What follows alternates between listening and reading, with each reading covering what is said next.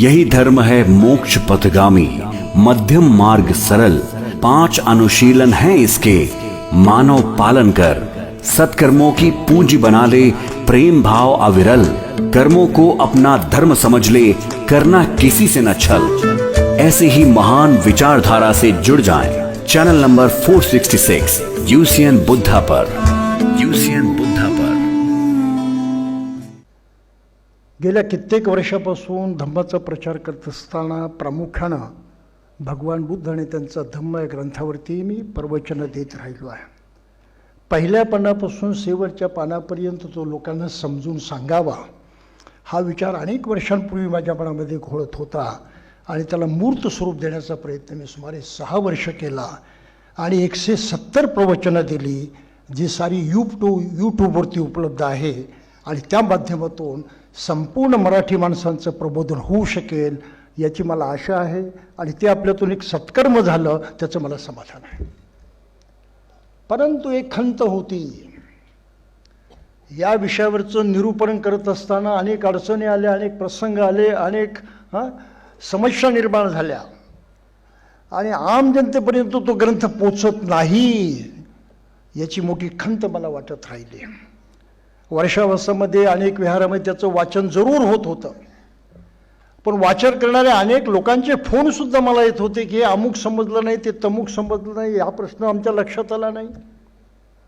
आणि दुसरं तर आपल्याला माहीतच आहे की भगवान बुद्धांच्या ह्या बाबासाहेबांच्या ग्रंथामध्ये बौद्ध विचारवंतामध्येच मोठा गोंधळ आहे।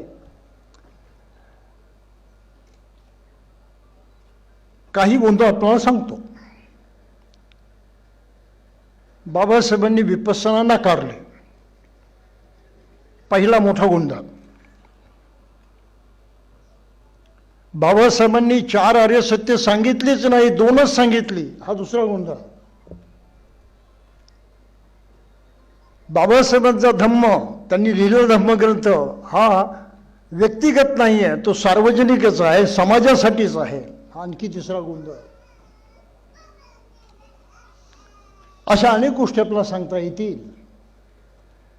आणि आणखी सर्वात महत्त्वाचा ग्रंथ म्हणजे त्याच्यावरची आलोचना की बाबासाहेबांनी सुद्धा त्यांच्या ग्रंथामध्ये अनेक चमत्कारिक गोष्टी लिहिल्या, त्याचं काही स्पष्टीकरण केलं नाही, म्हणून काही विचारवंतांनी प्रत्यक्ष मला सांगितलं होतं की बाबासाहेबांचं ते लिखाण आम्हाला मान्य नाही। नाव सांगत नाही मी आपल्याला। आणि मग ह्या ग्रंथाचं वाचन करून माणसाला जी जिद्द निर्माण व्हायची, श्रद्धा निर्माण व्हायची की मला बुद्धाच्या मार्गाने जायचं आहे, ती श्रद्धा काही भारतीय बौद्धांच्या मध्ये निर्माण झालेली दिसत नाही। आणि त्या दृष्टिकोनातून आपल्याकडे काही गोष्टी बोलायच्या आहेत। भावनेला हात घातल्याशिवाय मनुष्य कार्यरत होत नाही। बुद्धी आणि भावना एकरूप होते तेव्हा श्रद्धा निर्माण होते आणि त्या श्रद्धेचा अभाव असल्यामुळं बाबासाहेबांच्या नंतर फार नुकसान झालेलं आहे मानव जातीचं। हा एकंदरीत विषय पाहत असताना माझ्या मनात नेहमी 2 प्रश्न निर्माण व्हायचे। कॉलेजच्या जीवनापासून बाबासाहेबांच्या जीवन कार्याचा उद्देश काय होता, अल्टिमेट अंतिम उद्देश काय होता, त्याचं उत्तर प्रत्येकाला द्यायलाच पाहिजे। पहिली गोष्ट जी आमच्या लक्षात आली, किमान माझ्या लक्षात आली, ती अशी की बाबासाहेबांच्या जीवन कार्याचा पहिला उद्देश होता या देशामधली विषमतेवरती आधारित जी समाज व्यवस्था आहे, या देशामधली विषमतेवरती आधारित जी समाज व्यवस्था आहे, ती सारी समाज व्यवस्था उखडून फेकायची, मुळासकट नष्ट करायची। अनायलेशन ऑफ कास्ट, जास्त बोलण्याची गरज नाही। आयुष्यभर बाबासाहेबांनी त्यासाठी संघर्ष केला। मुळासकट उखडून टाकायची आहे, ठेवायची नाही पुन्हा निर्मितीची कुठलीच जागा। आणि त्याच आपल्या ग्रंथामध्ये, त्याच आपल्या त्या भाषणामध्ये त्यांनी दुसरा आदर्श स्वतःच कथन केलेला आहे। भाषा वेगळी आहे, की तुम्ही मला विचाराल की माझा आदर्श समाज कोणता, तर स्वातंत्र्य समता बंधुत्वावरती आधारित हा माझा आदर्श समाज आहे. स्वातंत्र्य समता बंधुत्वावरती आधारित नवसमाजाची निर्मिती करणं हा बाबासाहेबांच्या जीवनातला दुसरा महत्त्वाचा उद्देश आहे. आणि दोन्ही एकमेकाशी जोडलेले आहेत. जाती व्यवस्थेचा समाज नष्ट करणं आणि त्याऐवजी स्वातंत्र्य समता बंधुत्वावरती आधारित नवा समाज निर्माण करणं. जर बाबासाहेबांचे दोन्ही आदर्श ध्येय आपण स्वीकारली नाहीत तर आपण बाबासाहेब स्वीकारले नाहीत असं समजायला काही हरकत नाही. आणि गंमत तर तीच झालेली आहे.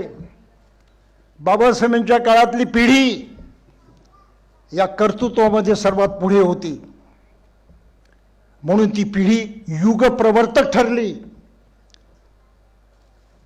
बाबासाहेब आणि त्यांच्या काळातली पिढी युगप्रवर्तक ठरली.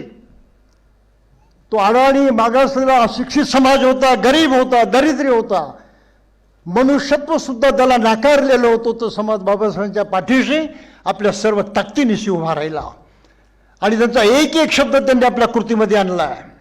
हे आपण थोडंसं लक्षात घ्या. जिथे अन्नाची कमी होती, मृतमांस खाऊन लोक जगत होते, अशी परिस्थिती होती, बाबासाहेबांनी सांगितलं मृतमांस खायचं नाही. त्या समाजाने ते ऐकलं, सोडून दिलं. हे खरं आहे की खोटं आहे? कुठल्याही प्रकारच्या सवलती नव्हत्या, पण बाबासाहेबांनी सांगितलं की आपल्या मुलाबाळांना नीट शिकवा, शिक्षणात मागे राहू नका. सवलती नव्हत्या, आरक्षण नव्हतं, स्कॉलरशिप नव्हत्या. आणि हा मनुष्य गरीब, दरिद्री, जिथे अन्नाला मोतात तिथे पैसा आणून मुलांचं शिक्षण कुठे करणार? अशा परिस्थितीत सुद्धा आपल्या सर्वांना याची आठवण आहे की आमच्या बापजाद्यांनी ते कर्तव्य पाडलं, का पार पाडलं. बाबासाहेबांचं म्हणणं तंतोतंत कृतीमध्ये उतरलं. खरं आहे की खोटं आहे? जे जे बाबासाहेबांनी सांगितलं ते केलं, त्यामध्ये मागे हटले नाहीत. म्हणून बाबासाहेबांच्या काळातली पिढी युगप्रवर्तक पिढी ठरली. युगप्रवर्तक. साधारणतः 20 सालापासून आपण त्या पिढीची गणना करू शकतो. ती 60 सालापर्यंत राहायला काही हरकत नाही. 30-40 वर्षांचा तो काळ आहे. त्या काळात दुसरी पिढी उदयास आली. पहिली पिढी अस्तंगत होत गेली आणि जे जे त्या पिढीनं कमावलं, जे जे त्या पिढीनं मिळवलं, जे जे साध्य केलं, त्या सर्व साध्याचा, त्या कमाईचा पुरेपूर लाभ घेण्यासाठी दुसरी पिढी सज्ज झाली आणि ती लाभामध्ये मग्न झाली. लाभ घेण्यात मग्न झाली आणि बाबासाहेबांचं ऐकण्यामध्ये गप्प बसली. I am sorry to say this, but I want to say this. दुसऱ्या पिढीनं बाबासाहेबांचं ऐकलं नाही असं माझं मत आहे आणि ते सार्वजनिक करण्यामध्ये मला अजिबात संकोच वाटत नाही. जाती व्यवस्था नष्ट करणं जीवनाचं ध्येय होतं. त्या बाबासाहेबांचं नाही तर सर्व मानवांचं, भारतीयांचं. आणि तो वसा पुढच्या पिढीनं चालवणं आवश्यक होतं आणि त्यासाठी धर्मांतर करणं आवश्यक होतं. बुद्धाचा मार्ग अनुसरायचा आहे. बुद्ध काय, त्याचा धम्म काय, कशाला पाळायचं, काय मिळेल, काय लाभ होईल याचा विचार करायचा, ते ठरवायचं आणि मग घ्यायचं की नाही ते ठरवून दीक्षा घ्यायची, बुद्धाच्या मार्गाने चालायचं. जन्मानं कुणी बौद्ध नाही होत. इतर धर्मामध्ये होत असतील आणि हिंदू धर्मामध्ये प्रामुख्यानं प्रत्येक माणूस जन्मानं जात घेऊनच जन्मतो. ती त्यांची सिस्टम आहे, पद्धती आहे. माणसाला जन्मल्याबरोबर बंदिस्त करायचं, बंदिवान करायचं. जन्मावरती आधारित माणसाची योग्यता ठरवण्याचं अत्यंत घातक तत्व ज्याचा बुद्धानं निषेध केला, जो बाबासाहेबांनी धिक्कारला. आणि माणसानं आपल्या कर्तृत्वानं उभं राहिलं पाहिजे. हे वैज्ञानिक आहे, रॅशनल आहे, तर्कशुद्ध आहे, बुद्धिवादी आहे. हे तत्व स्वीकारायला सांगितलं. आणि दुर्दैवाची गोष्ट की ह्या दुसऱ्या पिढीनं ते ऐकण्याचं नाकारलं आणि स्वतःला आणि आपल्या मुलाबाळांना जन्माना बौद्ध म्हणण्याचं स्वीकारलं. काय रॅशनल आहे? कोणतं तर्कशास्त्र आहे? त्या जन्मासल्यामुळे कुठे बुद्ध कळला, कुठे धम्म कळलं, कुठे त्याने ठरवलं की मला या मार्गाने जायचं म्हणून? तुम्ही त्याच्यावरती शिक्का मारला. तो पीके नावाचा काय सिनेमा आला होता, माझ्या मित्राने मला मोठ्या बळजबरीनं दाखवला. आता आम्ही भिक्षू सिनेमा पाहत नाही ना, एकानं बळजबरीनं नाही पाहाच म्हणे. त्या पीके सिनेमामध्ये एक प्रसंग आहे. तो पीके प्रसूतिगृहामध्ये जातो, त्या पाळण्यातलं एक बाळ उचलतो आणि सगळीकडून त्याची पाहणी करत राहतो. तेवढ्यात डॉक्टर की कोणी नर्स येते आणि ती विचारते, तू काय करतोयस? त्यानं उत्तर दिलं की या बाळावरती कोणत्या धर्माचा शिक्का लावलेला आहे ते मी पाहतोय म्हणून. एवढा सुंदर संदेश त्यामध्ये दिलेला आहे की जन्माने माणसाची योग्यता ठरत नाही, त्याचा धर्म ठरत नाही, जात ठरत नाही, मोठे पण ठरत नाही, काही ठरत नाही. तो फक्त एक मनुष्य प्राणी म्हणून जन्मास येतो आणि जे काही त्याचं पुढचं भविष्य आहे त्याच्या कर्तृत्वातून साकार होतं. हा क्रांतीचा सिद्धांत बाबासाहेबांनी दिला आणि मला हे सांगायला दुःख होतं की बाबासाहेबांच्या नंतरच्या पिढीनं त्याचा स्वीकार केला नाही. आय एम सॉरी आपल्याला वाईट वाटलं असेल तर, पण आपण विचार करावा असं माझं मत आहे. नाही स्वीकार केला. त्यामुळे बौद्ध मुलांना आपण बौद्ध आहोत म्हणजे काय आहोत हे त्यांच्या मित्रांशी चर्चा करताना बोलताच येत नाही. IIT वगैरे याची सुद्धा मुलं मला भेटली, पण त्याची आम्हाला सांगता येत नाही आपला धर्म काय आणि काय आहे आणि आम्ही बौद्ध कसं, लोकांना सांगता येत नाही, आमच्या मित्रांना सांगता येत नाही. कोंडी झाली या साऱ्या नव्या पिढीची. बौद्ध असूनही त्यांना माहीत नाही आपण काय आहोत आणि दुसऱ्याच्या धर्माची मात्र त्यांच्या लोकांना बरी चांगली माहिती असते. लाभकारी झाली ही पिढी, लाभ घेतला, व्यावहारिक सुधारणा प्रचंड झाल्या, प्रगती प्रचंड झाली, पण जाती व्यवस्था तोडण्याचं काम ह्या पिढीनं हाती घेतलं नाही, त्या बाबतीमध्ये कुठलं योगदान दिलं नाही असा माझा अनुभव आहे. अशी प्रत्यक्षात परिस्थिती आहे. दीक्षा घेतल्याशिवाय जात तुटणार नाही हे त्यातलं प्रमुख ध्येय. बाबासाहेबांनी भारत बौद्धमय करण्याचं ध्येय वापरलं. तमाम शेड्यूल कास्टच्या लोकांना आपली जात सोडून बौद्ध बनण्यामध्ये कोणी अडवलं होतं आणि कोणती हरकत होती? इतकं बुद्धिवादी, इतकं योग्य, इतकं तर्कशुद्ध हे तत्वज्ञान असताना सुद्धा तमाम मॅक्सिमम शेड्यूल कास्टच्या लोकांनी नाकारलेला बुद्धाचा धम्म आपल्याला कबूल करावा लागेल. आणि जे बाबासाहेबांचे अनुयायी सच्चे होते, प्रामुख्याने महार समाज होता, तोही प्रामाणिकपणे बौद्ध बनला नाही. आज आपण आपल्याच लोकांना नावं ठेवतो की अर्धवट बौद्धात, जुलै करतात आणि नवीन करतात, आज नावं ठेवतो आहे. आणि ही भाषा आपले महान कवी वामनदादा कर्डक यांनी वापरली होती. त्यांच्या काळामध्ये 70-80चा काळ होता तो. काय भाषा वापरली होती त्यांनी?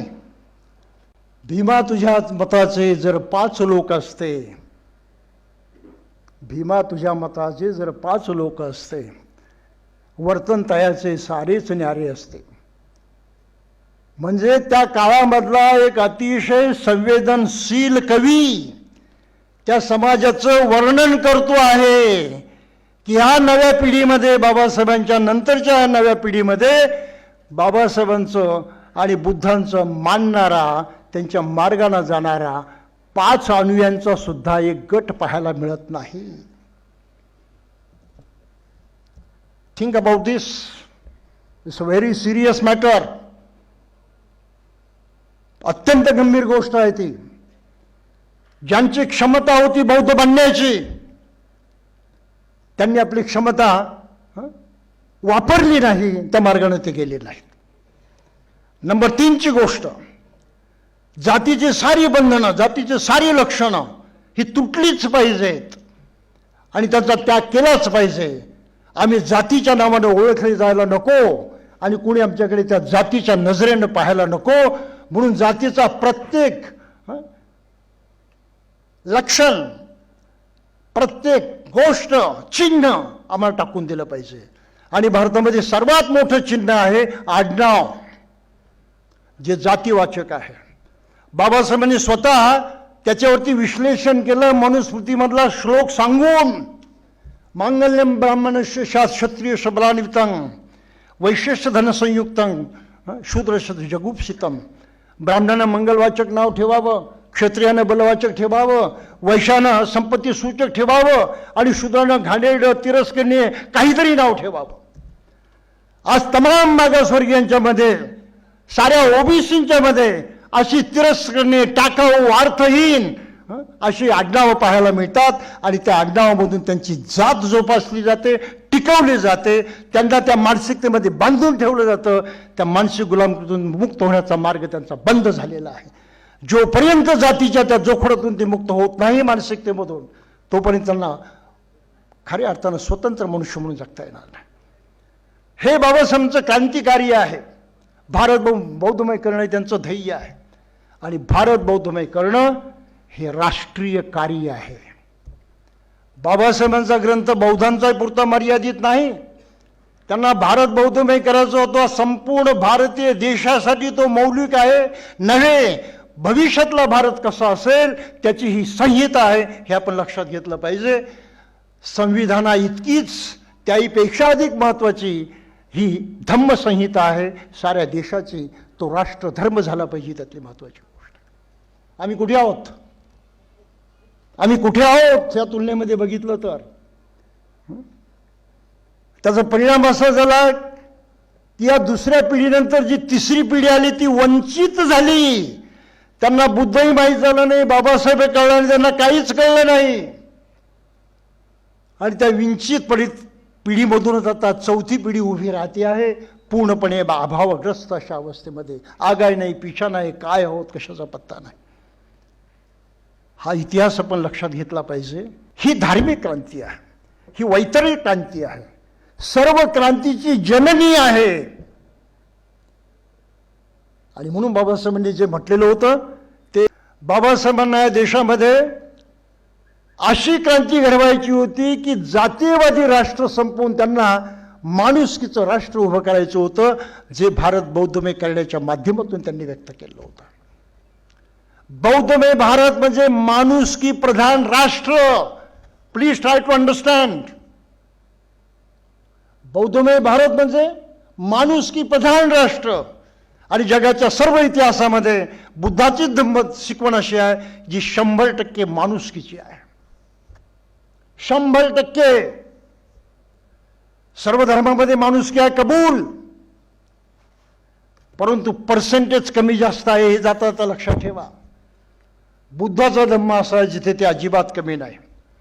आणि मग या देशाचं भवितव्य घडवण्यासाठी राजकीय, सामाजिक, आर्थिक ह्या सर्व क्षेत्रामध्ये काम करण्याची गरज होती, क्रांती करण्याची गरज होती. ती भाषा बाबासाहेबांनी वापरलेली होती. आणि म्हणून त्यांना तसे क्रांतिकारक ह्या बौद्ध समाजामधून घडवायचे होते, देशाला आकार देणारे, देशाला नवीन प्रकारे घडवणारे. आणि ती भाषा त्यांनी या ग्रंथामध्ये वापरलेली आहे. ते मी आपल्याला वाचून दाखवतो, म्हणजे आपल्या लक्षात येईल आपण कुठे चुकलो आहे आणि आजही किती चुकतो होते. जर धम्माचरणी राजाची प्रजा होय Dhammasheel, if the king is writers his subjects will be writers. फार महत्त्वाचं प्रकरण आहे बुद्धांच्या धम्मामधलं. हा आदर्श बाबासाहेबांनी प्रत्येकाला दिलेला आहे, प्रत्येक भारतीयाला दिलेला आहे, केवळ त्यांना मानणाऱ्या समाजाला नाही. आणि तो आपण दुर्लक्षित केलेला आहे, ही मोठी वाईट गोष्ट आहे. तथागतांनी एकता संबोधितांना भिक्खूस दिली देसना भिक्खूनो तुम्ही ठेवावे ध्यानात. अशा वेळी जेव्हा राजे असतात अधार्मिक, त्याचे मंत्री अधिकारी सुद्धा होती अधार्मिक. मंत्री आणि अधिकारी जेव्हा होती अधार्मिक, तेव्हा भिक्खूनो ब्राह्मण त्याचप्रमाणे गृहस्थ हेही बनून जातात त्यांच्या परी अधार्मिक. होता भिक्खूनो ब्राह्मण गृहस्थही अधार्मिक, तेव्हा गावखेड्यातील लोक होती अधार्मिक.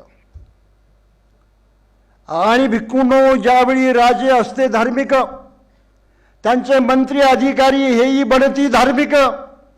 जेव्हा मंत्री अधिकारी त्यांचे बनती धार्मिक, तेव्हा ब्राह्मणग्रस्त सुद्धा बनती धार्मिक. जेव्हा ब्राह्मणग्रस्त जाती बनून धार्मिक, लोकनागरी ग्रामीण तेही बनती धार्मिक. गाई गुरांच्या पुढती असे ऋषभ थोरला, नदी पार करता तो जर मार्गची चुकला, तर कळपामधील जाती सारेच चुकून, तीच गत माणसाची जाता नेतृत्व मागून. जर केले नेतृत्वाने वाम मार्गाचे अवलंबन, तर करती अन्यही वाम मार्गानुसरण. आज या देशामध्ये वाम मार्गानुसरण चालू आहे. संपूर्ण माणसाचं जीवन धोक्यात आलेलं आहे, हे थोडंसं लक्षात घ्या. हा आदर्श बाबासाहेबांना उतरवायचा होता, आम्ही कधी लक्षात घ्यायचं होतो का? ऐकायचंच नाही बाबासाहेबांचं. त्यांनी म्हटलं जन्माने बौद्ध म्हणायचं नाही, दीक्षा घ्यान बौद्ध म्हणा, नाही ऐकला मी. त्यांनी म्हटलं नामांतर करा, नाही ऐकला मी. धम्माचा घरोघरी जाऊन प्रचार करा, भिक्षूंना खास प्रशिक्षित करा, सेमिनारी काढा, त्यांना लायक बना प्रचाराच्या, नाही केला आम्ही. केलं काय मग आम्ही? बाबासाहेबांना बुद्धी सेमिनरी काढून धम्म प्रचार घडवायचे होते. 54 साली त्यांनी तो प्रयत्न केला. बेंगलोरच्या महाराजांनी त्यांना जागा दिली, ते कार्य नाही घडलं. मला या गोष्टीचं वाईट वाटतं की बाबासाहेब गेल्यानंतर त्या समाजानं सेमिनरी काढण्याचा प्रयत्न केला नाही. काढू शकले नसले असं नाही. 2006 साली माझ्यासारख्या छोट्या माणसानं अनमोठी हिंमत करून या नागपूरमध्येच पहिली बुद्धिस्ट सेमिनरी स्थापन केली. त्याबरोबर शासनमान्य कॉलेजही मिळवलं. त्या कॉलेजचं पुढे युनिव्हर्सिटीमध्ये परिवर्तन करायचं अशा प्रकारची योजनाही आखली आणि बँकॉकच्या विद्यापीठाशी तसं मी संबंधही ठेवले होते, प्रक्रिया सुरू केली होती. पण मला ते सारे बंद करावं लागलं, सेमिनरी सकट, आणि नागपूर सोडून तिकडे मुंबईकडे जावं लागलं. एक सेमिनरी हा समाज चालवू शकत नाही. एक प्रचारक या समाजाने आजपर्यंत निर्माण केलेला नाही. भिक्षू नाही, उपासक सुद्धा नाही. What are you doing? काय करतोय हा समाज? कोणत्या तोंडाने बाबासाहेबांचं नाव घेतोय? आपलं स्वतःचं नुकसान करून? आय एम सॉरी, परंतु ही बोलण्याची आवश्यकता होती आणि ते बोलणं आवश्यक आहे. आणि हाच विचार उद्या आम प्रजा करायला लागेल. ज्याप्रमाणे राज्य ही जाते दुःखात बुडून, तेव्हा राजाच करतो हीन मार्ग अवलंबन. नदी पार करताना जर ऋषभ धरतो, मार्ग सरळ कलप मार्ग सरळ धरतो आणि सरळ मार्गाचे अनुसरण करतो. तीच गत माणसांची त्यांच्या असे जो प्रमुख, त्याने स्वीकारलेला जर धर्म कल्याणकारक, इतर देखील मार्ग तोच धरितात. जेव्हा राज्य असतात धम्माचरणी सज्जन, सर्व राज्यच देखील सुख राहते भरून. अशा अनेक गोष्टीच्या मध्ये अनेक आदर्श आहेत. ते सारे दाखवण्याची वेळ नाही. मी सारी नोंद केलेली आहे, पोस्टांची नोंद केलेली आहे. सारे कोटेशन्स मी आपल्याला वाचून दाखवू शकलो असतो, but I don't think that is necessary. त्याची गरज आहे असं मला वाटत नाही. आजच्या प्रसंगी सर्वांनी हा विचार केला पाहिजे. मी जर बाबासाहेबांचा अनुयायी असेल तर मी जात सोडली का? मी जर बाबासाहेबांना मानत असेल मी धम्माची दीक्षा घेतली का? जाणून बुजून समजून उमजून विचार करून. अरे दीक्षाच घेतली नसेल तर बौद्ध कसे? दीक्षाच घेतली नसेल तर बौद्ध कसे? आणि आज जी काही बौद्ध मंडळी आहेत कशी वागतात? बाबासाहेबांनी याच्यामध्ये सांगितलं, पुस्तक ग्रंथ सर्वांनी वाचलेत, खूप लोकांनी वाचलेले आहेत, परंतु त्या पुस्तकाला न्याय देण्याचा विचार मात्र कोणी केलेला नाही. तो विचार मी आपल्याला इथे बाबासाहेबांच्या ग्रंथातूनच वाचून दाखवतो की बौद्ध माणसाचं सार्वजनिक जीवन, कौटुंबिक जीवन, व्यक्तिगत जीवन बौद्ध म्हणून कशा प्रकारे जगतो तो. काहीतरी विधी संस्कार, काहीतरी कर्मकांड असायला पाहिजे ना, काहीतरी आचरणाचा एखादा प्रकार असायला पाहिजे ना. जसं मुसलमान असेल तो आपल्या मस्जिदमध्ये जातो, अल्लाचं नाव घेतो, प्रार्थना करतो, आहे त्याची आचार पद्धती. ख्रिश्चन असेल तर चर्चमध्ये जातो मुळाबला सकट, घरी राहत नाही. What Buddhist are doing on a weekly basis? काय करतात बौद्ध? आठवड्यातून एकदा तरी बौद्ध माणसं कोणतं आचरण करतात धम्माच्या नावानं? कोणता विधी करतात? कोणते संस्कार करतात? आम्हाला आजही पत्ता नाही इतक्या वर्षामध्ये. आणि बाबासाहेबांनी या ग्रंथामध्ये लिहिलेलं आहे. काय म्हणतात ते? येत असतो सप्ताह जैसा सप्ताह मागून, तैसे उपोसत व्रत केले पाहिजे ग्रहण. बाबासाहेबांनी म्हटलं आहे बौद्ध माणसानं काय केलं पाहिजे? सप्ताह मागून सप्ताह येतो त्याप्रमाणे उपोसत व्रत केलं पाहिजे. येत असतो सप्ताह जैसा सप्ताह मागून, तैसे उपोसत व्रत केले पाहिजे ग्रहण.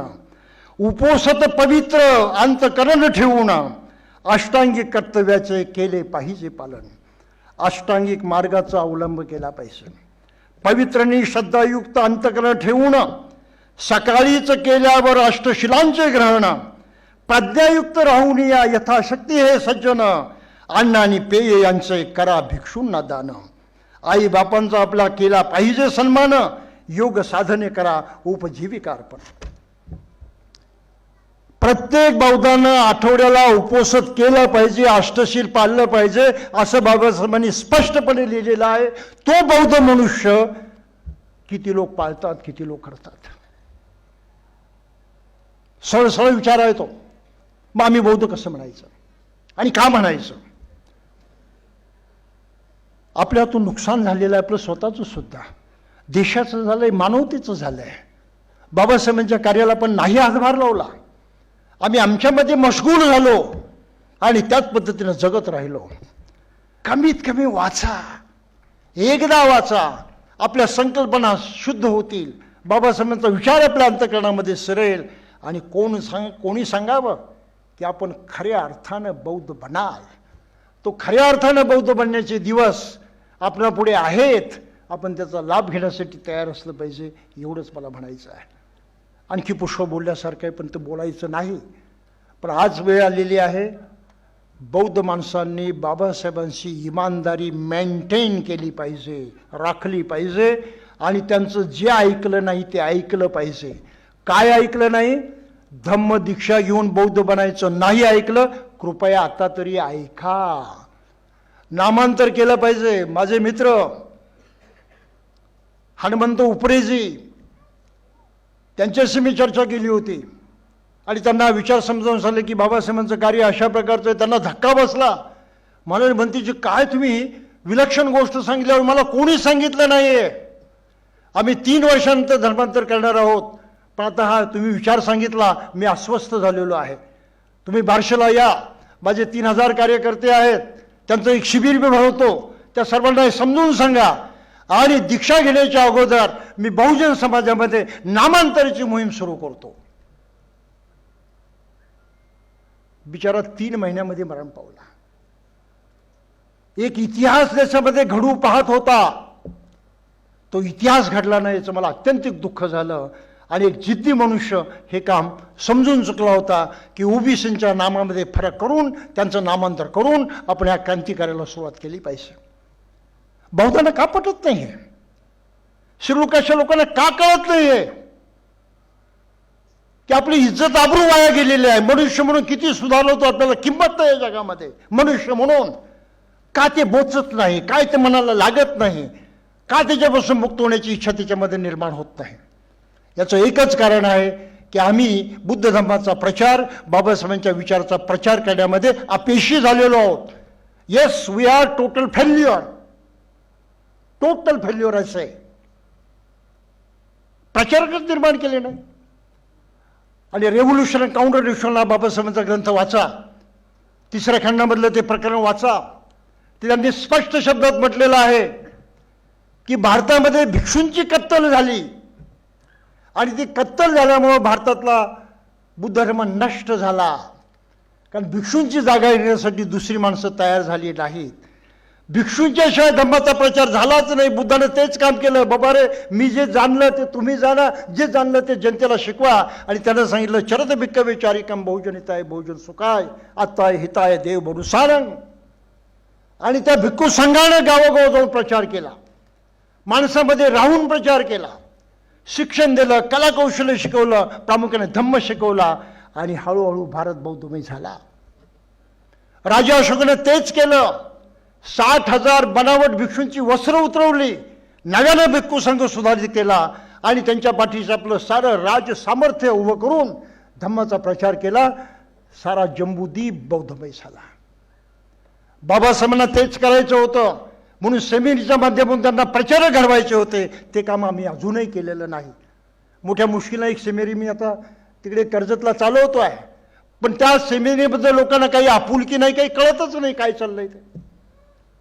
एवढं मागासले पण बौद्ध म्हणणाऱ्या शिकलेल्या समाजामध्ये आहे, याचं मला मोठं दुःख होतं. आणि नागपूरमध्ये सेमिनारी बंद करावी लागली, त्याचं तर अतीव दुःख मला झालं. पण त्याला इलाज नाही. शेवटी अज्ञानापुढे माणसाचं काही चालत नाही.